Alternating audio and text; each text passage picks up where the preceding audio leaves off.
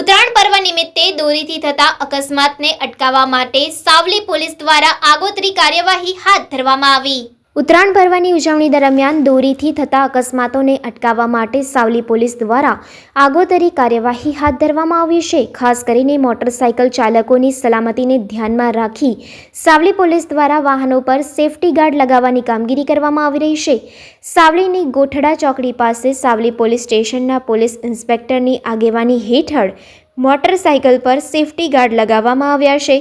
દોરી ગળા કે ચહેરા પર વાગી ગંભીર ઈજા ન થાય તે હેતુથી આ વ્યવસ્થા કરવામાં આવી છે। આ દરમિયાન પોલીસ દ્વારા વાહન ચાલકોને વાહન ધીમે રીતે ચલાવવા અને સાવચેતીપૂર્વક ચલાવવાની અપીલ પણ કરવામાં આવી છે। સાથે જ ઉત્તરાયણ દરમિયાન સુરક્ષા નિયમોનું પાલન કરવા અને કોઈ પણ પ્રકારની બેદરકારી ન રાખવા પોલીસ દ્વારા જનજાગૃતિ ફેલાવવામાં આવી છે।